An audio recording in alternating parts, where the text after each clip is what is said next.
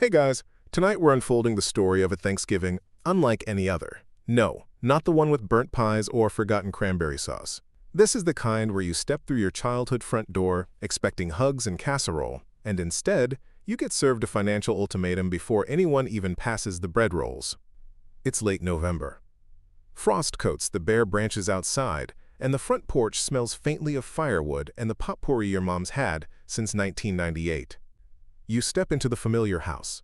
Same creaky floorboard by the entryway, same framed picture of your kindergarten turkey handprint art. But something feels off. Everyone's here. Your sister's kids screaming about Roblox, your uncle already talking politics in the corner, and your mom darting between oven timers. But Dad? He's quiet. Too quiet. He's sitting at the head of the table, arms folded, eyes fixed on you like a general before battle.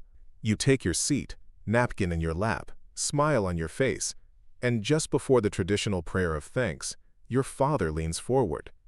In a voice too calm to be casual, he says, "Return the $50,000, or don't come back." Yeah, you probably won't survive this. So, before you get comfortable, take a moment to like the video and subscribe, but only if you genuinely enjoy what I do here. And tell me in the comments where you're tuning in from, and what time it is for you right now. Now, dim the lights, maybe turn on a fan for that soft background hum, and let's ease into tonight's journey together. The turkey's still steaming in its dish, but your appetite evaporates. Every eye turns to you. Forks freeze mid-air. Grace is forgotten. Welcome home, Rachel. You blink. Once. Twice. Maybe you misheard. But no. Your dad isn't the joking type. Not unless you count that one time he tried stand-up at your cousin's wedding and bombed so hard the cake visibly slouched. No one laughs now. Your mom's lips tighten, her hands still wrapped in oven mitts that say grateful in cursive. The word hits different now. You manage to croak "what money," even though you know exactly what money. The 50 grand, the loan your parents offered you when your startup hit a wall. A joint family venture, your dad insisted. He'd always dreamed of running a business with one of his kids, just like the Rockefellers, minus the oil. At least Rockefeller didn't demand repayment over mashed potatoes. Now he wants it back. All of it. Today, you glance at your younger sister, who's suddenly fascinated by her green bean casserole. The kids giggle, oblivious. And in your head, the timeline flickers. Every promise your dad made, every time he said, "It's okay, kiddo, we're a team." That felt like a handshake. Now it's a contract. And while all this unfolds, let's drift back to a time when family tension didn't explode over stuffing. The first Thanksgiving, 1621. Historians still argue whether turkey was even served. Venison? Sure. Corn? Probably. Passive-aggressive accusations about unpaid debts? Less likely. But you never know with the Puritans. Oh, and here's a fun historical tidbit. In ancient Rome, fathers had legal control over their children's financial decisions well into adulthood. They called it patria potestas, the power of the father.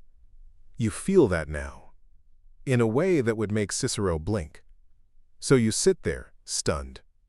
The turkey cools. Your mom finally says, softly, "Can we just eat first?" But the damage is done. Thanksgiving has been rebranded. Welcome to Thanks for Nothing Giving. You chew your food slowly. It tastes like drywall. Even the cranberry sauce, usually your sugary refuge, has gone sour in your mouth. Across the table, your dad is cutting his turkey like it's a boardroom negotiation. Each slice precise, aggressive, and final. You try to catch your mom's eye, but she's retreating into that foggy place where she does puzzles for comfort and pretends life is a Jane Austen novel. Your sister's scrolling under the table, probably texting her boyfriend something like, "Thanksgiving equals disaster. LOL. You push your plate away. "I didn't steal it," you say. "You gave it to me. For the business." He doesn't even look up. "And I want it back." This is the moment you realize the loan wasn't a gift. It was a leash. A leash with fine print. And your dad? He's always been more bank manager than father. It's just that you finally stopped mistaking his terms of endearment for terms and conditions. The tension in the room? You could serve it cold with gravy. And let's not pretend that's new. American families have made an art of polite dysfunction at the dinner table. Historians still argue whether the Cold War was actually colder than a Midwestern Thanksgiving with unresolved tension. Speaking of which, here's a quirky tidbit. In 1959, Nixon and Khrushchev had their infamous kitchen debate, a spontaneous argument about capitalism and communism in front of a mock American kitchen. At least they had plastic fruit and matching aprons. You've got silence and a pile of passive aggression shaped like a sweet potato. You excuse yourself to the bathroom, not because you need to go, but because you need air. Need to see your own face in the mirror and remind yourself that you're not the villain here. Not yet. You lock the bathroom door behind you like it's the drawbridge to your last fortress. The mirror greets you with that tired, puffy version of yourself, the one you only see during holidays or bad dreams. You grip the sink, breathe, count tiles. In your mind, you rewind the timeline. It was spring when your dad said, "You've always been entrepreneurial. I believe in this bakery idea." He handed you a check with a smile that looked convincing. $50,000. Enough to rent a space, buy equipment, hire a part-time assistant. Not a gift, sure, but it wasn't framed like a trap either. Now it's Thanksgiving, and he wants the money back like you borrowed his snowblower. No discussion, no grace, no mention of how the lease was 3 times more than expected, or how your landlord accidentally shut off your water the week of Easter. Just give it back. You splash cold water on your face, and remember a time when things weren't conditional. Or maybe they always were, and you were just too young to see the clauses. Historians still argue whether filial loyalty was ever meant to be unconditional, or if it's always been transactional, masquerading as love, but built on quiet debts. And here's a weird historical nugget to distract you for one precious second. In ancient Sparta, children were taken from their families at age 7 to be trained as warriors. No turkey dinners, no awkward silences, just discipline, shouting, and occasionally cheese theft. That's not a joke. Spartan boys were encouraged to steal cheese to build cunning. You're still in the bathroom, heart racing. The family probably thinks you're crying. Maybe you are.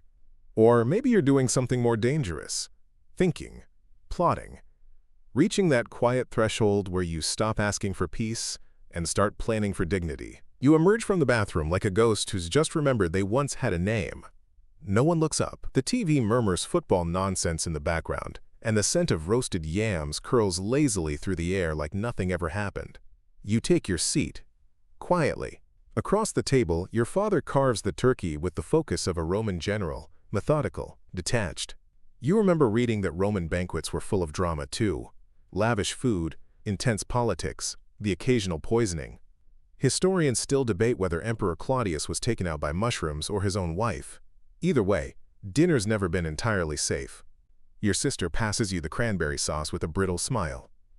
She was always the golden child. Still is, judging by the way your mother dotes on her like she's holding a Fabergé egg. You used to think the sibling dynamic would level out with age, like wine or gravity. But no. Hierarchies calcify, and right now, you're clearly the outsider. You pick at your plate and try to swallow past the lump in your throat. It's not just about the money, and they know it. It's about how easily love here curdles into control, about how fast support turns into accounting. And no matter how many times they say we're family, what they mean is, you owe us. Just like those medieval dowries that ruined kingdoms, what was supposed to be a gesture of unity became a long-term debt. You wonder if your $50,000 is your own poisoned dowry, the price of admission into a family that keeps receipts. You stare at your mashed potatoes wondering how something so soft can feel like concrete in your stomach. Then your father clears his throat and says, "So any updates on repaying that loan?" There it is. The moment you realize, this meal isn't about grace, it's a hearing. You reach for your water glass, hand trembling just enough that you hope no one notices. But of course, your dad notices everything. You look up and meet his gaze, and it's not angry. Worse, it's cold. Calculated. Like he's trying to decide what to write off next. Maybe you try to answer, to say something reasonable, something that'll appease without surrendering, but your throat tightens. Instead, your mother speaks, gently. "Rachel, you know your father worked hard for that money. We all did." You almost laugh, not because it's funny, but because it's historically absurd, like those Renaissance popes who preached poverty while swimming in gold-threaded robes. Historians still argue whether Pope Leo X really said, "Since God has given us the papacy, let us enjoy it." Either way, hypocrisy ages surprisingly well. You glance at your brother, who quickly looks away. Of course he does. It's safer on the sidelines. You, on the other hand, are knee-deep in a courtroom disguised as a dining room. And just like that, the stuffing tastes like cardboard. You finally manage to say, "It wasn't a loan. It was an investment. You said it yourself when we started the business." Your voice is calm, but you feel the weight behind it. Every late night, every exhausted morning, every client you brought in when the family shop was floundering.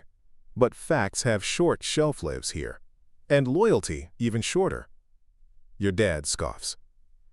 "That's not how I remember it." And that's the trick, isn't it? Memory becomes currency. And right now, he's the bank. Outside, wind rattles the window pane, reminding you that November always sounds like something's trying to claw its way in. Or maybe out. You reach for the gravy boat with shaking hands, hoping no one notices that too. You decide not to answer him again. Not yet. Instead, you chew slowly, so slowly it borders on comedic. Maybe it's your subtle form of protest. You've read that in ancient Persia, refusing to eat at a king's table was a death-worthy insult. Here, it's just the only power move left when you're outnumbered at a table dressed in turkey and tension. But power doesn't always come from speaking first. Sometimes it comes from letting the silence expand like a balloon stretched too tight. Your dad hates that. He's always needed control to fill every room. So when you let the quiet drag on, you see it. The way he shifts in his chair, the twitch at the corner of his eye, the little crack in his facade. You wipe your mouth and say plainly, "If I'd known you'd treat me like a thief, I would have stayed in Chicago." Your mother flinches. "That's not fair." "Isn't it?" you ask, folding your napkin. "What exactly am I being accused of? Not failing?" The absurdity of it hits hard. You made that business profitable. You saved them from a second mortgage. You didn't take vacations or new shoes or even sleep for 2 years. And now you're the one on trial for succeeding? Historians still debate whether Cleopatra manipulated Caesar or merely survived him. Either way, she played the game better than most. And tonight, you feel a flicker of that. Survival. Adaptation. Strategy with eyeliner. Your brother clears his throat but says nothing. Again, you make a mental note. He's Switzerland. Permanently neutral. Conveniently forgettable. The candles flicker in their holders, casting long shadows on the tablecloth. You could almost laugh. If this wasn't your family, it would make a great tragicomedy. You push your plate away. Appetite gone. You rise from the table slowly, like you're shedding a heavy coat. The chair creaks behind you. An old wooden thing that's been in the family since before you were born, probably older than your brother's backbone. No one stops you. That's the shocking part. Not a word, not a plea. Just your father's rigid glare and your mother's watery eyes. You take your glass of wine with you. Petty? Sure. Symbolic? Even better. The hallway is dim, lined with framed photos. You pass yourself at age 6 with a pumpkin bigger than your torso. A high school graduation shot where you wore your cap crooked on purpose. And there it is, the framed check for $50,000 your dad hung in his office, back when he called you the family's miracle. That same money he now demands you return, like you snatched it under cover of darkness. You pause. History has a funny way of rewriting itself, even in the confines of a suburban hallway. Upstairs, the guest room smells like linen spray and distant memories. You shut the door and lock it. Not that you think they'll storm in. No, this is more of a ritual now. Like early medieval pilgrims who slept with relics under their pillows, hoping for divine dreams. You've got no relic, just your phone, and an unopened letter you find in your coat pocket. Your dad's handwriting, addressed weeks ago. You tear it open. Just one line. Bring the money home, or don't bother coming back. Historians still argue whether Emperor Justinian ruled with justice or paranoia. You lean toward the latter. Paranoia makes men cruel, makes fathers demand repayment for success they once begged for. You sit on the bed, wine in hand, door locked, heart hammering, and still, a part of you hopes someone knocks. Morning seeps in, that reluctant gray light of late November. You slept exactly 0 hours, but you don't feel tired, just hollow. You pack in silence, careful not to disturb the creaky floorboards or the sleepy resentment that blankets the house. Downstairs, the kitchen hums with forced normalcy. Your mother is scrambling eggs like it's any other Thanksgiving Friday.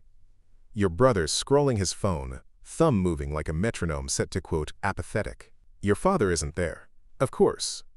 You don't say goodbye. You just leave the way you came in, quiet, head held high, coat zipped to your chin. The driveway crunches underfoot. Cold air bites your cheeks. You click the ignition, and the car fills with that comforting blast of heat and FM radio static. Halfway down the block, your phone buzzes. It's your mother. One text. Just 6 words. Your father didn't sleep last night. You park at the corner, because for all his stone-faced ultimatums, the man still paced the halls like a Byzantine general on the eve of battle. Justinian again. Or maybe Commodus. Paranoid, dramatic, and absolutely convinced he's the hero of this story. You drive on. Later that day, while flipping through an old college photo album in your apartment, you stumble across a receipt taped inside. It's from a diner, dated 7 years ago. Scribbled in your dad's handwriting, "One breakfast with my daughter. Priceless." People used to keep mementos like this during the Great Depression, tucked into Bibles, pressed in cookbooks. A way to hold on to something more stable than money.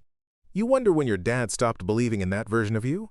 And more painfully, you wonder when you did too. The next morning, you scroll through your phone, avoiding the news, the ads, everything except a few scattered messages from friends checking in. You feel like you're on a deserted island with only echoes of old Thanksgiving dinners ringing in your ears. Historians still argue whether family conflicts like this have always been part of the human experience, or if modern pressures just amplify them. It feels timeless, this bitter undercurrent, like those medieval feasts where peasants and nobles alike fought over bread and grudges. You remember the quirky fact about how early Americans used turkey feathers to write secret messages. Maybe your father's text was a coded call for help, or maybe it was just a final jab. You sip your coffee, bitter and black, thinking about how money has never really fixed anything. It's just paper, a symbol, a weapon. You recall that during the Great Depression, families clung to coins and ration books like lifelines. But here, money is the wedge that's driven you apart. You stare at your phone, finger hovering over the screen, wondering what to reply if he texts again. But you know this isn't about money. It's about control, pride, and breaking patterns you never agreed to be part of. Outside, leaves rustle in the wind, a subtle reminder that change is constant, no matter how stubborn people are about it. You breathe in, soft and slow. A small rebellion against the chaos. The day drags on like a slow-moving storm cloud. You decide to clear your head and take a walk. Outside, the world feels oblivious to your private chaos. Leaves crunch under your feet, and the faint scent of burnt wood from nearby chimneys mixes with the crisp fall air, a sensory blend that somehow grounds you. Did you know the tradition of Thanksgiving itself is debated? Historians still argue whether the 1621 feast was truly a harmonious celebration or a complicated moment between settlers and Native Americans. It's fitting, in a way. Your family's story is just another version of that fragile piece. As you walk, a squirrel darts past, clutching an acorn in a way that seems frantic yet purposeful. That little critter is probably preparing for winter, just like you're trying to prepare yourself emotionally for what comes next. In the 19th century, people used to believe squirrels could predict the severity of the winter, a quirky tidbit to hold on to when life feels unpredictable. You pull out your phone and stare at the contacts list, debating whether to reach out to your mom or your sister. The weight of the $50,000 demand feels like an anchor, but you also know that the real debt here is the silence and broken trust. The sun dips lower, casting long shadows. You wonder if families today are better or worse off than the ones who gathered around tables centuries ago, sharing meals but hiding unspoken tensions. You shake off the melancholy, reminding yourself that even the darkest seasons eventually give way to spring. You return home as twilight softens the edges of the day, the house quiet except for the low hum of the kitchen timer and the occasional clink of dishes being set aside. The air still holds that faint scent of cinnamon and roasted turkey, an olfactory reminder of what Thanksgiving usually promises: comfort, warmth, family. The history of Thanksgiving dinners is a curious mix of sacred ritual and chaotic noise. In the early 20th century, people began broadcasting these meals on the radio, a quirky attempt to share the holiday spirit with those far away. Historians still argue whether that helped bring families closer or just highlighted the loneliness of some listeners. You think about the $50,000 again, feeling its weight more keenly now. It's not just money, it's a symbol, a demand wrapped in anger that threatens to unravel everything you thought was unbreakable. There's a strange irony here. The very money meant to help had become the wedge driving your family apart. Like a forgotten heirloom passed down with stories of love and loss, it's now a token of betrayal. You catch yourself smiling wryly, remembering a friend who once said that family dinners are like history itself. A series of stories told over and over, sometimes rewritten, often misunderstood. The debate over the true origins of Thanksgiving mirrors your own family's tangled story. No easy answers, just memories that shift shape depending on who's telling them. You decide to stay quiet tonight, let the silence speak for itself, and hope that tomorrow brings a chance for healing. The next morning dawns gray and cool, the kind of day that feels like a reset button just waiting to be pressed. You shuffle through your usual routine, but the tension lingers, heavy like the damp fog outside the window. Your phone buzzes. A text from your mom, short and shaky. "Can we talk?" Family talks like this have a history stretching back centuries. Ancient tribal councils to Victorian parlor debates, where fragile peace was brokered with a mix of hope and unspoken threats. Historians still argue whether these negotiations helped families or simply prolonged the inevitable falling out. You take a deep breath, fingers hovering over the screen. The $50,000 hangs over you like an unpayable debt, a symbolic line in the sand that no one wants to cross, yet everyone stares at. There's a peculiar side note in all this. Did you know in medieval Europe, families would sometimes settle disputes by hosting a feast where the loudest insult won? Imagine Thanksgiving with that vibe. Awkwardly hilarious, but kind of terrifying. You type back cautiously, "I'm listening." The conversation that follows is a mix of tears, accusations, and tentative apologies, like an old play where everyone knows their lines but struggles with the delivery. You remember how the concept of family has evolved? Once a matter of survival, now tangled in emotions, money, and expectations. Some scholars debate whether modern families are stronger or more fragile than those of the past. But tonight, it feels like yours is teetering on the edge. Evening settles softly, the kind that muffles sounds and invites introspection. You sit by the window, the last embers of sunset fading into the night. The phone call from your mom earlier replays in your mind, like a half-forgotten song, familiar yet distant. You realize how much of this family drama is written in the silences between words, those loaded pauses where things unsaid can weigh more than the loudest arguments. Historically, Thanksgiving as a holiday has been about gathering despite differences, celebrating harvests and shared fortunes. Yet, it's no secret that beneath the gravy and pumpkin pie, family tensions simmer, sometimes boiling over. Anthropologists still debate if these rituals strengthen bonds or highlight fractures. You notice a tiny detail you hadn't before, the way the old wooden frame of the window creaks ever so slightly with the breeze, a whisper from the past, reminding you that nothing stays the same. Even the phrase family business has roots in medieval guilds, where trust and betrayal often danced a fine line. A quirky thought crosses your mind. Did you know some Native American tribes held feasts not just for thanks, but to resolve disputes peacefully? Maybe there's a lesson buried there, hidden beneath centuries of conflict and negotiation. As you let these reflections settle, the weight of the $50,000 still presses, but so does a growing sense of resolve. Whatever comes next, you know the past has shaped you, wounds, lessons, and all.